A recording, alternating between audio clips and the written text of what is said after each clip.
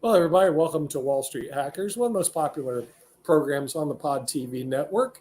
And we do want to thank all of our viewers who are moving on from the chess show that shows right before this, which there were some very interesting comments on the LinkedIn pages regarding that.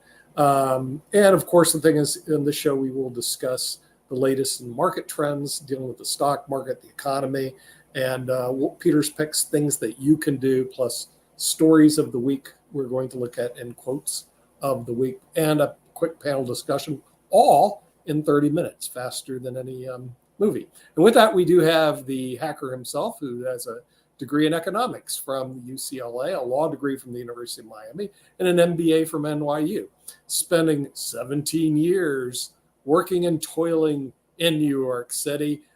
Let's bring in the hacker himself to tell us what the markets are doing, Peter Bennett. Peter, welcome to your show. I prefer not to consider it toiling. I enjoyed the time there, but thanks. You enjoyed the time toiling there. Okay, that's fine. It wasn't toiling. I mean, I always enjoyed my jobs there, like except for maybe 6 months. So that's another whole story. So welcome everybody to Wall Street Hackers. You can see a new episode generally every Thursday or Saturday, depending on which distribution network you tune in on. So we always start with the markets, and there have been a number of interesting developments in the market. First of all, U.S. job openings fell under 9 million this week. And that is very different from the norm because it's been over 10 million for a long time. And that's actually a 2-year low. So that's a sign that maybe the Fed is starting to make a little progress. Unemployment is now in the U.S. is now 3.9%, which was above the recent lows around 3.4%. But on the other side, those were historic 50-year lows. So, it is some progress. On the other side, we're far from the Fed's 2% inflation target. And the question will be, what will it take? And that will be our panel discussion of the week. Does the panel think we're heading for a hard landing, a soft landing, or no recession at all? And I have a pretty firm opinion about that, but we'll get that later. So the thing is, though, if anybody thinks, unemployment and employment, are pretty much resolved because it's starting to go in the right direction. The Atlanta Fed just put out numbers, I believe it was this week, that said that the average for 3 months wage increases was 5.2%. So that's not necessarily like inflation is under control. It's the exact opposite, really. We're talking about a long way to go. It was down from 6.5% from a prior period, but that is not under control. So we probably have ways to go. The second interesting development, and those who are in the market would have known this for sure, is bond yields really took a big dive. I believe I read that the drop in bond yields recently was the most rapid drop in 20 years. And I noticed it because I went to maybe look at a muni bond, and it was like, wow, the muni bond market has changed. It's hard to get a full state muni or as long a duration in there. But the other side is treasury bonds really fell. So I think it was just 4 weeks ago, maybe 3 weeks ago, in one of my shows, I was saying, you should consider really long duration treasuries, because they were paying 4.8%, maybe a little higher. I think it might have hit 5 at one point. But I would say that's a pretty good rate, even against the expected market returns, and it's secure money. So I personally loaded up my 401k and bought some in my Roth IRA. And, so far it looks really good because, I remember just 2 years ago, it was such a struggle to get any yield at all. It was like, okay, let's look for, take a 2.5% muni or, very low treasuries. So my guess is that rates are going to head back down, certainly in the next few years, because that's one of the main theories of my show. One of my main theories that's so important in planning your portfolio is that bond yields are going to fall to almost zero, and interest rates very low in terms of what the Fed is controlling. And the reason, and maybe negative, and the reason is because the government of the United States and the governments of the world, which have scary unfunded liabilities in terms of healthcare and pensions and retirement plans, depending on the country. I've looked at countries all around the world, and they're all not planning for what's happening, a demographic tidal wave in terms of people aging. And they were supposed, for instance, the United States was supposed to have put this money away for Medicare and Social Security, but they've been spending it every year. So what's going to happen is the governments of the world are going to be printing money at an unbelievable pace in order to meet these unfunded obligations, not to mention the funded obligations. For instance, the United States has 33 trillion on the books already, and it keeps growing. These are almost unfathomable numbers and certainly unprecedented in history. So basically, the governments are going to say, we cannot afford to pay any interest on this, or would prefer negative. And that would be the perfect scenario for the government, at least to begin to handle this major issue. Because if we have negative interest rates or zero interest rates and inflation is 4% or 3 or 2 or whatever it is, it will eat away at least some of their debt and obligations. But it won't necessarily make for a very healthy investment opportunity environment, depending on, how you choose your investments, obviously. So the key point there is the government's going to use yield curve control of the world, very likely. And so we have to think about that macro environment in the future. So this fall, maybe we'll see if they go higher again. But even at 4.3, it's probably not a bad bet. But at 4.8, to me, it looked like a no-brainer. So for a long bond like the 30s or the 20s. The third pretty significant point is that so when bond yield dropped, the market should have been ecstatic about that. Wait, it won't charge, companies won't have to pay as much for interest now, and it won't hurt so many companies, especially companies that are heavily financed. Their loans will be coming due, and now it will help the company. So this should have been very good news. Plus, it reduced the alternative to the market. But the market's been flat. As a matter of fact, the S&P 500 has been essentially flat since July 23. The QQQ, which is basically NASDAQ, a lot of tech in there too, and that's been essentially flat. So basically, the market's gone nowhere since July. Now, it had gone up a lot, but also if you look 2 years back, the last 2 years, the market's basically done nothing too. So we've had a flat market for 2 years, flat market for 6 months, and it's critically important to plan, again, against what macro environment you expect to come up with, and we'll be discussing that again in the panel discussion of the week. So nobody can really guess what the market itself will be doing in 2024, but my best guess, and we'll be getting into it, the reasons why, is pretty flat market for the year. So we'll talk about that after the break. So next, quote of the week. I usually pick a quote of the week that comes from, reliable source, and I'm not saying this one isn't reliable, but basically, I always use articles. This is the first time I ever used a letter to the editor as my quote of the week, but maybe because I agree with it, certainly that's part of it, and also because I was impressed with it, I'm going to read you a letter that was posted on Barron's.com. There is a belief that the Federal Reserve will cut interest rates soon. The only way that will happen is if we are in a recession next year. If that happens, the market will probably tank. Otherwise, there will be a long time before the Fed cuts, and it may even make a hike.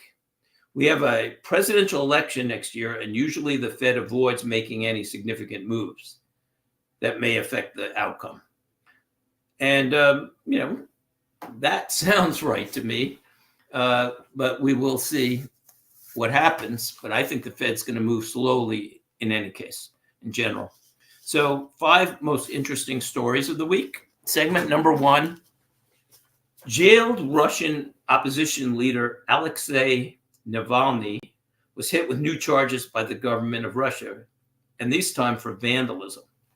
Navalny is 47 and is already serving more than 30 years in prison after he was found guilty on charges that he and his supporters say were politically motivated.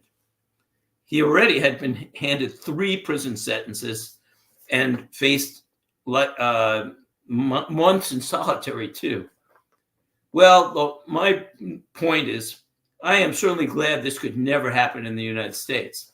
A presidential candidate could never be brought up on multiple charges, and especially not 150 multiple charges. After all, we have a democracy, and this could never happen in democracy. What a relief. Second story of the week. I try to throw a little humor in there anyway. Second story of the week. A U.S. Navy destroyer and 3 commercial vessels came under attack Sunday from Iran's terror outfit in Yemen, while Iranian proxies resumed attacks against military bases in Iraq and Syria. So there have been at least 74 attacks on U.S. troops in the Middle East. And that's just since October 17th. And it doesn't count these attacks on the ships. The attacks were done with drones and missiles. So my only footnote there is it's my guess that President Biden is reluctant to take any action at all because we're heading into a presidential campaign. So if he did take action, well, 1, he could be accused of starting another war, which it would be, or 2, it could certainly elevate oil prices, which would again hurt his chances. So other than that, I really don't understand how people can send missiles and drones and attack U.S. military, and pretty much not much happens. Number 3 most interesting story. According to the ISO New England, which regulates power across the Northeast, regional electricity demand will increase by around 70% by 2040. 70% increase in the Northeast by 2040. Eversource, which regulates a lot of the northern states, including Connecticut, expects their demand to increase 150% by 2050. The second point about this is in the article is supply is not keeping up with demand. Proposed wind farms are suffering major cost overruns of over 50%, on top of the fact that the price of the original wind contracts was already more than twice the wholesale cost of electricity. What does this mean? Well, a few points. 1, the cost to consumers of these green options and the plans and the restrictions on natural gas pipelines in the Northeast are likely going to drive the cost of electricity up a lot higher in the Northeast. And New York particularly is going to get slammed, by the way.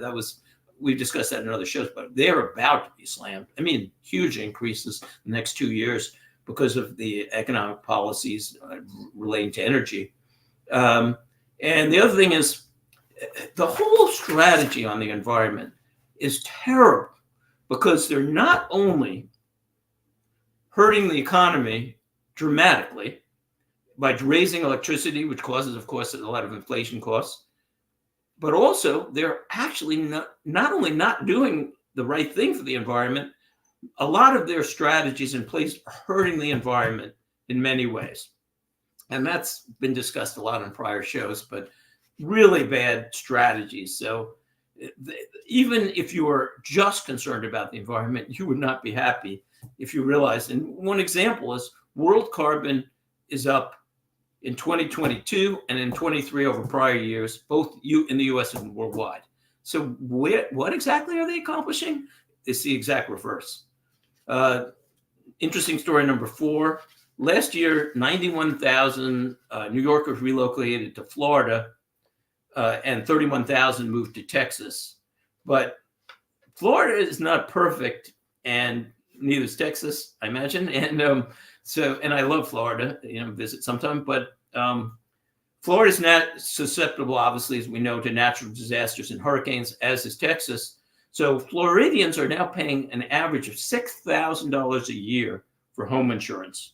And that is 42% more than the average in 2022 and for the nation.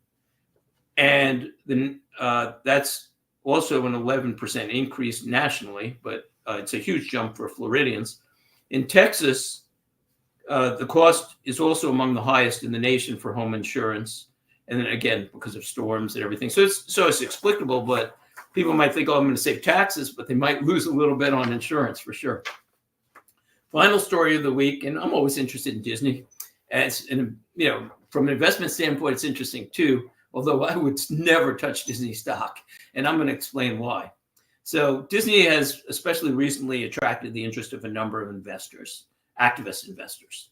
And Bob Iger, the CEO, is trying to steer the company clear of a very turbulent period.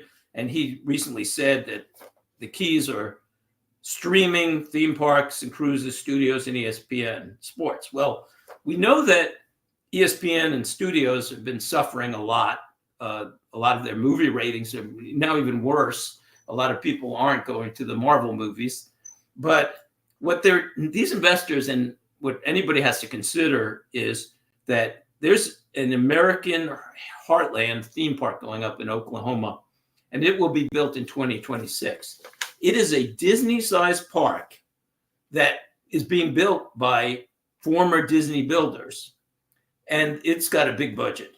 So considering that Disney has a lot of issues with and complaints from consumers and unhappiness due to their, one, highly escalated prices, their political forays, which have upset many people, especially in their base, and three, there's some dissatisfaction anyway with lines and things they've tried to do to jack up their revenue on the theme parks to help with everything else.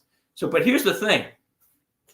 A lot of their consumer base is in the Midwest, and a lot of those people might say, wait a minute, I'm going to take a drive to the American Heritage Park, if it's as good as I expect it to be, and I don't need to go to Disney and pay these unbelievably high prices. And then maybe in the winter, I'll go to the Caribbean, or I'll take another Florida vacation, or I'll go to Mexico, or wherever, to a warmer climate and save a fortune. So this is a coming threat to Disney's remaining successful and monopoly franchise. So we will see what happens, but there's a lot of danger there for Disney coming up in 26. So we'll see. We'll take a quick break, and then we'll be on to the pick of the week and also the panel discussion. See you soon. One of the things that business owners forget a lot is to prepare for their own retirement. Hi, my name's Nick Palavita, and today I'm with a very special guest, a certified financial planner, a chartered retirement plan specialist, and president of National Pension Partners, Max Couliet. Max, tell me what you do at National Pension Partners. Well, Nick, we help successful small businesses and professionals put together retirement plans that provide them the maximum retirement benefits and big tax deductions at the same time. Well, how do you do this? Well, we get on an internet conferencing system with the client. We review their goals, what they want to accomplish, and then put together strategies to help them in implementing a retirement plan that benefits them, not everybody else. Well, that sounds really good, but how much does this cost? Well, it's really not bad because the first consultation is free.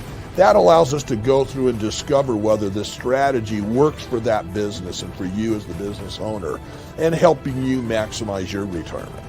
Well, Max, how do we get this free appointment? It's really pretty simple, Nick. You can either go to our website below or call us at 877-252-1692, and then we can set up a time with either myself, Nick, or one of our other retirement plan specialists, another CPA or advisor in the office, to go over this with you and make sure it fits for you. Hi, my name is Lewis Haupt. I work with National Pension Partners, and I work with businesses to allow them to put the maximum away that they can for themselves and to save taxes. Hi, I'm Brad Coyle, and I'm the brokerage manager at National Pension Partners. We're always analyzing plan fund choices in order to ensure the participant's success. If you want more information on how we can help you and your business put more money away in a retirement plan than you ever thought possible, contact us at the website below or call us at 877-252. And we're back. So what to do, as always, I say you always want to own some energy in your portfolio, at least, if not a lot, especially pipelines. That's the place to be. And we've talked about that, on so many different shows. Own dividend stocks for the amount that you want to own stocks. Our 50-year chart up to 2022 shows that dividend stocks outperformed the S&P 500 by about double over 50 years. And dividend growth stocks and initiators actually did triple the S&P 500. So whatever allocation you pick, you want to own dividends. And there's other reasons to own that, especially if we're heading into a 0% environment. And finally, be cautious in 24. Nobody can predict what's going to happen, which gets us into our disclosures. But basically, there could be a very rocky road ahead for the market. And we'll be discussing that too, to a point. I'll tell you my conclusions. So disclosures. Hey, Nick, we'll have you on in a minute, but you can write it out for the panel discussion. Disclosures. So it's an entertainment only, no guarantees. Nobody can guarantee anything. If they say they can, they're probably not telling the truth unless it's a CD, but then you have inflation risk. It's only our opinions, and consult your financial advisor. So basically, for 2 years, I've given an investment pick of the week, sometimes repeated it if I up the allocation, but this is the first time I'm ever going to do something which is a non-investment pick, which is something I won't touch. Now, so that's the first point. I do promise next week I'm going to mention one of the first mutual funds that I put a small allocation in among two mutual funds, and I haven't done that for a long time, but I like the risk-reward ratio. But for this week, we're discussing cryptocurrency and especially Bitcoin, and there's two main points. The main point is crypto, any crypto and Bitcoin could go to $1 million or 100,000 or zero. It's very volatile, but this isn't the type of investment I want to get into because I don't like going to Vegas and betting on red and black. And I don't want to get involved in something that's driven purely by consumer sentiment because it is totally speculative. It is one of the most speculative things I've ever known or seen. And I'm going to get into a list of things, reasons why I think that's so. But again, I don't know. Don't listen to me. If you want to bet it's going to 100,000 or a million, it could be right because it's basically like a meme stock. It can do anything. It's just not my investment philosophy, and you have to be careful if you do use that philosophy for sure. So here's all the reasons why. First of all, 2 years ago on our show, we talked about the fact that there were then 7,000 cryptocurrencies. People may not realize that. Last year, there were 12,000. I just looked it up, and as of March 23, there were 23,000 cryptocurrencies. So basically, people are just saying, I'm going to create my own money. This is sort of out of control. Number two, the governments of the world should have stopped this a long time ago. A functional monetary system cannot allow citizens to create their own money. It devalues the money. And two footnotes about that. One, this could even be an additional source of inflation since people are printing their own money. And two, it's also terrible for the environment because the miners use a huge amount of electricity to do the mining. It's really a total waste. Number three reason why is crypto was created when it had unique characteristics. So when it was originally created, there was no tax regulations. It wasn't officially taxed. And there were no regulations about disclosure. But as of now, the U.S. government, I'm thinking about a year ago or so, year and a half ago now, passed rules that said crypto and other currencies, digital currencies, have to be reported and taxed. So where's the advantage of this over $1? I don't see it unless you want to use it for a game. The fourth reason is many countries have already developed, and some large countries have already developed their own digital currencies. And many more are developing digital currencies too. And I expect eventually the United States is going to develop their digital currency, which would be a real shock to Bitcoin. But I believe Canada already has it in some really credible countries. So the consumer has a choice. They can buy a crypto from somebody who they don't even know who it is, and if they're financially stable, and there have been scandals there, or you can buy it backed by a whole country. I'd rather have a digital currency backed by a whole country. Now, some people say Bitcoin is different because Satoshi Nakamoto, I almost laugh at this, but when you hear it, Satoshi Nakamoto, they say, has promised to never issue more Bitcoin. As a matter of fact, on a different show, when I was a co-host, we had a professor on who said, Satoshi Nakamoto said he will never issue more Bitcoin. Only a few problems here. Number one, nobody knows who Satoshi Nakamoto is or if he even exists. So I wouldn't count on that either. Finally, we look at some comments. So the late Charlie Munger said, sometimes I call it crypto crapto. It is just ridiculous that anybody would buy this stuff. I'm not proud of my country for allowing this. And as a matter of fact, I prepared all that yesterday morning, on this crypto piece. But then yesterday afternoon, here's what JP Morgan said. It came out in the news yesterday after I did this. JP Morgan CEO Jamie Dimon slams crypto at a Senate hearing. He said if he was in control of the government, he would close it down. Well, 2 points. One, I would do the same thing yesterday. And two, sooner or later, there's a lot of danger in crypto. So that said, bet on red or black, and maybe it'll be your color. Nobody knows in these speculative markets. So moving on, we have to hurry again. We always run out because we try to force so much into this half-hour show. Panel discussion. Will the economy have a hard landing, a soft landing, or recession? And for the first time, I have a conclusion. I've been wrestling with this for ages, although I felt it might go one way, but I think I have a conclusion finally. So quick background. The Fed has been fighting inflation, as we know, for 2 years. There's very few but starting signs of progress. Unemployment is still low. Energy will probably keep going up, as we discussed so much on the show. And world governments and the U.S. are still printing money. We're far off the 2% inflation. But this is the key question for 24.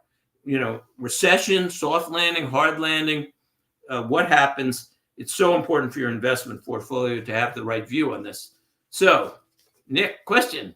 What will the economy be in 24? Hard landing, soft landing, or recession? Stagnant. It'll be just like what we're seeing right now.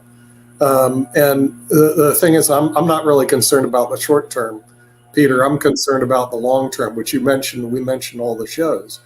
And that deals with our national debt, which makes it very difficult for us to maneuver if interest rates become the leading budget item of the United States of America. And I think Americans are totally unaware that if interest rates remain high, what will happen is you're going to write your tax bill, and all the money you wrote to pay taxes will be going to pay the national debt down or paying interest on the debt, and that's it. And there won't be anything. But my review of the federal government budget, and I'm working with David Walker on it every Monday, is there's unbelievable waste. I'm not going to say fraud. Oh, I'm sure. Abuse, but waste and things that are buried in the budget that really even shouldn't be there. And one thing you picked on was climate change. That's one of them. It's like the golden puppy of money given away with no results. And so what we need to do. Yeah. Let me just footnote that. I can see the arguments for and against. We've discussed that on the show. But even if you're for climate change, as I pointed out, don't waste the money. Don't make it worse, especially. So.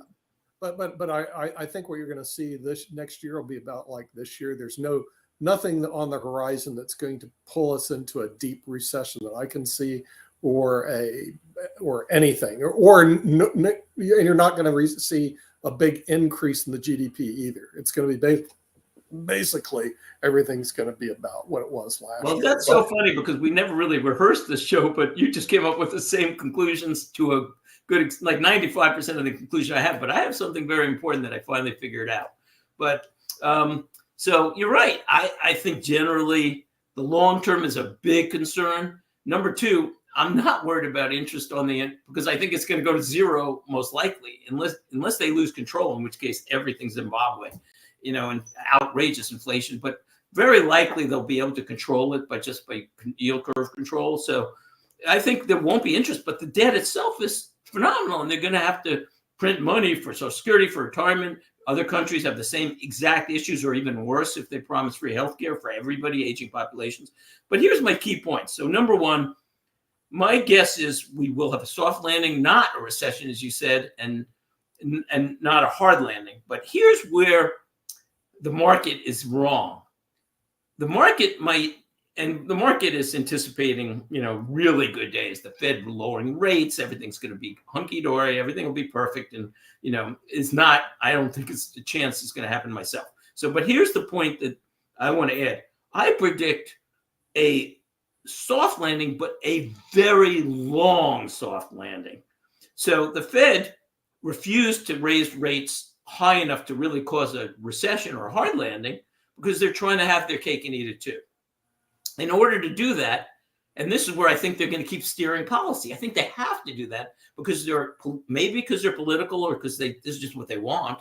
But they basically don't want a big recession and they don't want inflation to continue. So how are they going to do that? Well, if they just keep these mild policies in effect, which eat away at the economy slowly, and let's say the market goes flat, because again, if the market goes up, it's going to cause a big inflation issue. If the market goes down, it's going to cause a big economic issue.